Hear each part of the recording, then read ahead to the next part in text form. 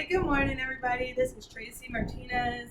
This is not for promoting anything. This is just a little bit of the why behind the what, the reason why I got into real estate, and the reason why I am hell bent on making this thing. Alright, so we're just gonna go through it. I'm gonna try and do it chronologically and not kind of bounce everywhere. So, for my family and my background knowledge of me, I am second to last in a family of six. There are six kids, two adults, makes us eight total. From there, from the six kids, the first two are older than us. My mom came into their relationship with my father with these two kids, and they met each other and had four more. From there, I'm super lucky. Like, I was the second to last. There's one more behind me, and from that, it was just a lot of work. I've always seen struggle, lots of hand me downs, lots of chicken and rice, things that I would have never understood. Like, I didn't really understand. What is it? How do they explain that to you? No one knows they're poor until they see otherwise. I didn't know these things. I was just a happy go lucky kid. There's all of us playing each other, lots of love, lots of laughter. My nieces, nephews, uncles, we would all hang out with each other, and we were just super tight knit close. But we were, still barely making it. I remember when we were younger, we were in what is it, the four kids and the two adults, so there's six of us right now, in a one bedroom apartment, sharing a one bedroom in an apartment in New York City. Now, if you know anything about New York City, man, you know that thing is expensive. Man, it's expensive in there. So they are working hard. They're working to get us placed. They moved us from the one bedroom in the Bronx, or we've always lived in the Bronx before then. Now we moved to Flushing, Queens. We live in a duplex with us up top and my family down below. My other family, my grandmother. So, it just still lots of people in the house, lots of different personalities in the house. Not everybody gets along. So we wind up moving even further, taking it one step. Now we're moving down to Florida. So we're here in Florida.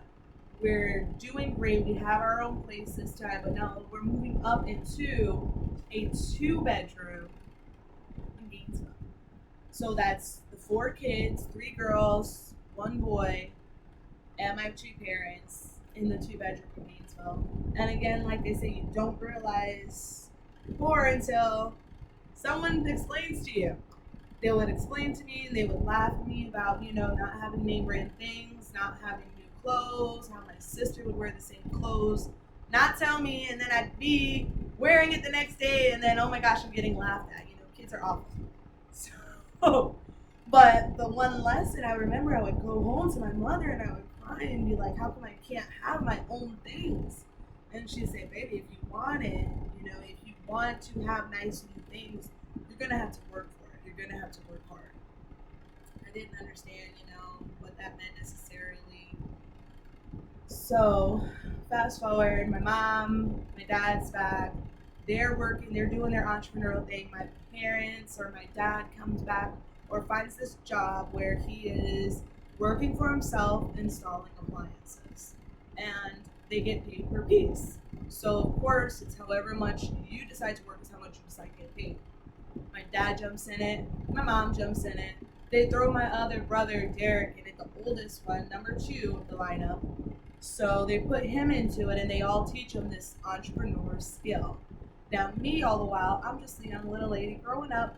I am seeing this skill and recognizing that if you want something, you're going to have to, like she said, if you want something, you're going to have to work hard for it and you're going to have to work.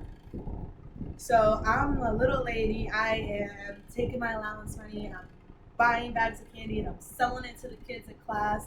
I'm making those little friendship bracelets, anything I can do to scratch up a couple dollars. Of course, I get in trouble in school, and they would tell them, she's coming to class and she's selling things. Like, I don't know. So, what that is, of course, I had to put that away for a little bit, but I've always had that drive, that hunger to work to keep pushing myself, to keep getting out there and getting it. So now I am a little bit older, moving here in Silver Spring Shores. So I moved from the Bronx, Flushing, Gainesville. Now here we are in Ocala. It's, I think I was like in the sixth grade? No, eighth, seventh. It's been a while. All right. So with that, they move us here, and now we're moving up, but we still, let's see, I'm sharing a room still with somebody, and I still don't have that privacy. I still don't have, just my own little safe space, my own little four walls to call my own. And that's something I've always wanted, and that's something I think is important for people. At the end of the day, the world, it can treat you however you want it to be. Whatever you're looking for, you bring it out. But at the end of the day, if you go home to your own four walls, I want you to at least be your own person, because it makes a difference. It really does. At the end of the day, at least you have your own four walls to come home to and be safe. So you know, everyone, they get 18, they decide that they know the entire world and they're gonna move out. So I want to be a piece of that. I got out, I moved out, and honestly, I was working two jobs ever since. I was working two jobs, three jobs. The recession came. Times were tough. Times were tight. I would have to find new ways to make money, new ways to step up, and I would be working for people. And I would be working for people who wouldn't necessarily, I would say, recognize my skill. More or less, just wants a submissive hourly employee. And at that point in time, I didn't realize what that was. I didn't realize that I wasn't like that. I've always had an opinion, and I always wanted to know the why behind what. So I go off and I travel, and I go, and of course I'm working the whole time. It's the only way I can go off and see different things. I start traveling up and down the East Coast making pizza. Man, I will tell you, you want to know some hard work and how to get appreciative of things, work with those people. Those people work so hard, and those are some unsung heroes. I know right now with the current events, everything's kind of going not able to happen, the fairs and the circuses and stuff. But if you can get out, go talk to those people. Go ask them what their story is. 9 times out of 10, those people are just hard workers trying to get away, and they don't know the foundational skills to get out there and succeed and generate the wealth that they're looking for. Or maybe they're just hiding. But from there, again, like I said, I naturally progress. I have a hardworking skill that most people, you can't train these days, and I've been told that multiple times. But I come back and I'm still working for somebody. I'm still doing my thing. I knew that I was really in love with this one restaurant job, yet again, another restaurant job, that I for sure thought that I would be able to become a trainer and boot scoot boogie my way across the United States and essentially the country. They are still opening up new restaurants for this company that I really love, and I knew that I wanted to be a part of. So constantly me keep giving myself away and not putting my needs before others, I would get in trouble. People would write bad reviews on me because I would take too long filling drinks and things like that. But in my head, I'm thinking, well, man, I got a team that needs help. I didn't realize at that point that that was that leadership entrepreneur skill that people talk about. So they tell me one more time, Tracy, if you get another bad write up, we have to let you go. Now at this point, I've already been demoted from bartender, server, trainer, down to a hostess. And they're trying to teach me humbleness and humility, but I guess I wasn't getting the lesson because it didn't work out. I get fired on a Friday. By Monday, I see real estate as a new career, and I'm like, you know what? I want to try something. I've never worked for myself. I've only worked for others, and this is something, let's try it. So from that, I go to class. I meet a great set of people who taught me a very valuable skill, who taught me a lot, and I'm very thankful and blessed for them. But even then, at that point, it didn't work out. So from here, now here we are, 2020. Corona happens. Everything that I love so much and so dear, I used to just covet. I know it sounds crazy saying that in a word, but it is. It was all coveting. I cared about it so much that I suffocated it, and I did not give it the chance it needed to succeed. I would always keep one foot in security, which is working for somebody, and I would never give this the full chance it needed. So finally, I decided, enough was enough. I learned the skill that I learned, and it's time to grow on your own. And from there, I've just been able to keep growing. And with that, it means a lot to me because in the beginning, like I said, I am from a family of 6 kids. There is lots of sharing, lots of hand me downs. I mean,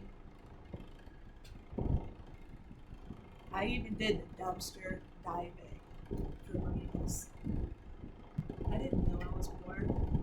I didn't know I was going through it. I saw that I was happy. I saw that my mom and dad tried everything they could, as hard as they could, to give me what they wanted, to give us a lifestyle, we can never achieve on our own.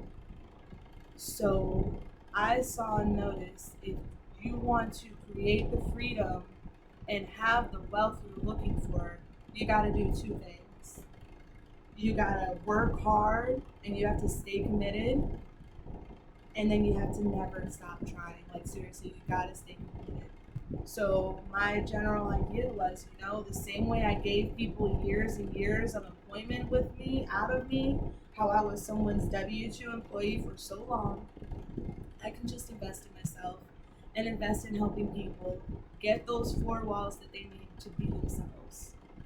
Safety means the world to me.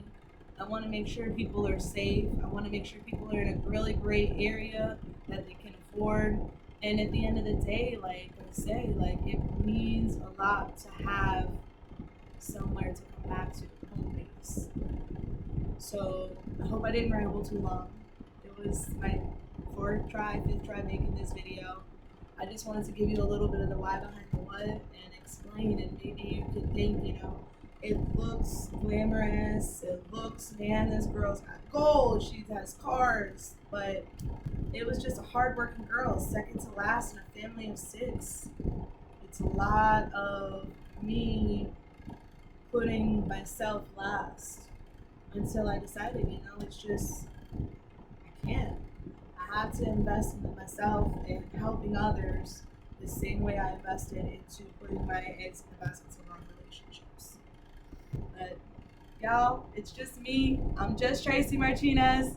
I'm not doing anything crazy, but hopefully this will make it more real, I guess, because to me, I'm just the only one person I can ever be. I don't know. Like, that's all I got. Have a good one. Bye.